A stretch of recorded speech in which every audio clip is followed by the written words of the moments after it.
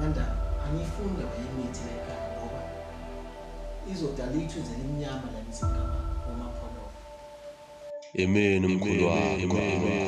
Ungathuki.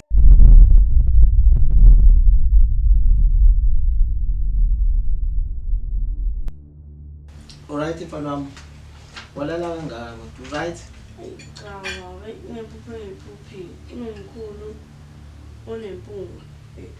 Angimazi ade phethe iBhayibheli. Umkhulu wakho phela lo mfana wami. Umthambisi. Yabona nkosikazi izomela ithi sithi iqhube emakhaya.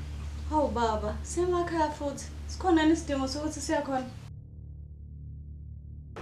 Ngiyazi ukuthi nje bakhona abanye abantu abakhona. Uyeka salo sami. Kodwa sempezweni yami. Ngeke. Mkhosini! Ngesidala umkhulu. Mkhosini! Lalela ke phela Mkhosi. Kuthiwa le nyanga ihamba. Isebenza ngegazi labanye abantu. Maye! Awukhuleka, ngizokuhlanganisela amakhathakhatha mina.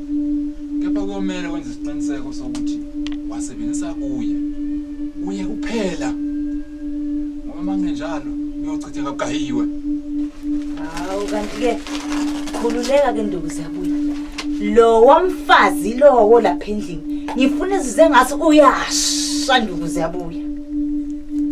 Hawu mazi ngithi uthe angithini nakhulu besithi esikoleni sinababa. Nawe yamazi ubaba wethu nje. Hawa kuzosesinza. Okay, ndanamba ungibekela sona ekitchen nami. Sazobe ngikucela. Ya, bafo kufuneka nikhuleke mfowethu. Ayinikhuleke mfethu akukho ukunikhuleka. Naye umfana omncane uyakhuleka unamandla lo mfana. Unamandla lo mfana wakho baba. Ake nikhuleke uyena umuntu ozonivikela kulo mndeni. Uyena umuntu ozonivikela lo mndeni. Baba ngipha amandla. Baba ngipha amandla baba ngikwazi ukubhekana nomthakathi. Baba ngipha amandla ngoba wazi nalesipho sami. Baba ngipha amandla baba. Baba ngiyakucela baba.